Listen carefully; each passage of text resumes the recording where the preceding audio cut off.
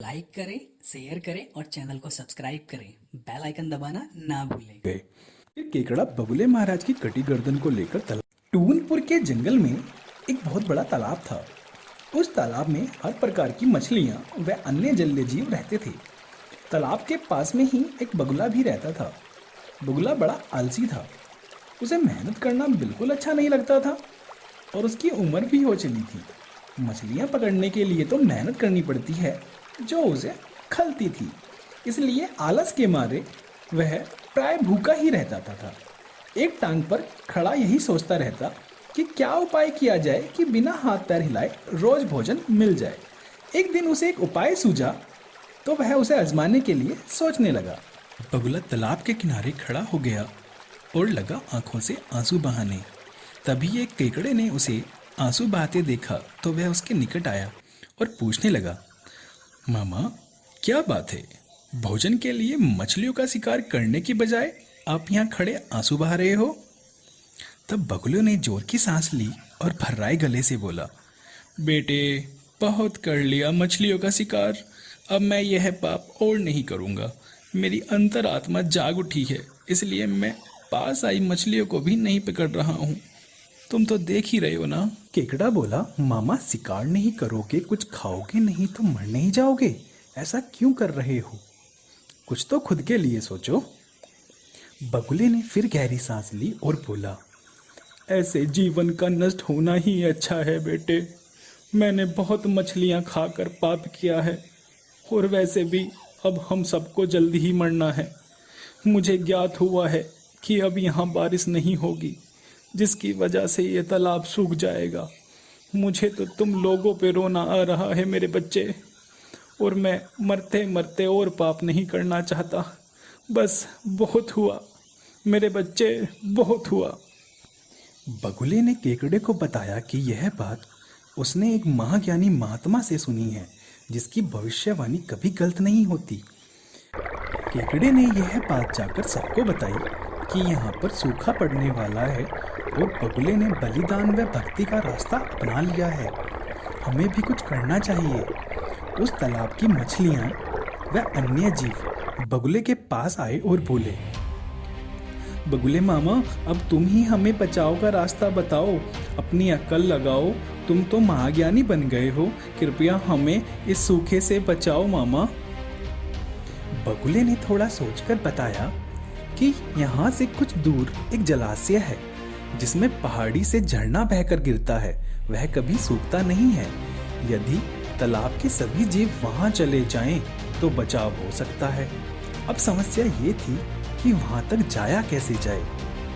बगुले भगत ने यह समस्या भी सुलझा दी। मैं तुम्हें एक एक करके वहां तक पहुंचाऊंगा, क्योंकि अब मेरा सारा बचा हुआ जीवन दूसरों की सेवा में गुजरेगा। सभी जीवों ने गदगद होकर बगुले महाराज की जय जयकार के नारे लगा दिए। बगुले महाराज की जय हो, बगुले महाराज की जय हो। अब बगुला महाराज के पौबारे हो गए। वह रोज एक मछली को अपनी चोंच में पकड़कर ले जाता और कुछ दूर ले जाकर एक चट्टान के पास जाकर उस पर पटक पटक कर मार डालता और खा जाता। कभी मूड हुआ तो महाराज दो दो फेरे लगा देते और दो दो जीव चट कर जाते। तालाब से मछलियों की संख्या कम होने लगी। चट्टान के पास मछलियों की हड्डियों के ढेर लगने लगे और बगुले महाराज की सेहत बनने लगी। खा खाकर वह खूब मोटे हो गए। मुख पर लाली आ गई और पंख चर्बियों के तेज से चमकने लगे। उन्हें देखकर दूसरे जीव कहते, देखो देखो, दूसरे की सेवा का फल और पुण्य महाराज के शरीर को लग रहा है। बगुला मन ही मन खूब हंसता। वह सोचता कि देखो दुनिया में कैसे कैसे मूर्ख पड़े हैं जो किसी का भी विश्वास कर लेते हैं। ऐसे मूर्खों के बीच थोड़ा चालाकी से काम लिया जाए तो मजे ही मजे हैं। बिना हाथ पैर हिलाए खूब दावत उड़ाई जा सकती है। काफी दिन तक यही कार्यक्रम चलता रहा। बगुले महाराज की दावत चलती रही। एक दिन केकड़े ने बगुले से कहा, मामा तुमने इतने सारे जीव यहाँ से वहां पहुंचा दिए, लेकिन मेरी बारी अभी तक नहीं आई है। तब बगुले महाराज बोले, बेटा आज तेरा ही नंबर लगाते हैं, आज तेरी ही बारी है, आजा मेरी पीठ पर बैठ जा। केकड़ा खुश होकर बगुले की पीठ पर बैठ गया। बगुला केकड़े को लेकर उड़ चला। जब वह चट्टान के निकट पहुंचा तो वहां हड्डियों का ढेर देखकर केकड़े का माथा ठनका। वह थोड़ा हकलाया। यह हड्डियों का ढेर कैसा है मामा, और वह जलाशय कितनी दूर है? बगुला महाराज ठा ठा करके खूब हंसा। मूर्ख, वहां कोई जलाशय नहीं है, यहाँ तो मेरा भोजन करने का स्थान है। एक एक करके सबको यहाँ लाता हूँ और यहाँ मारकर खाता हूँ। आज तेरा नंबर है बेटे।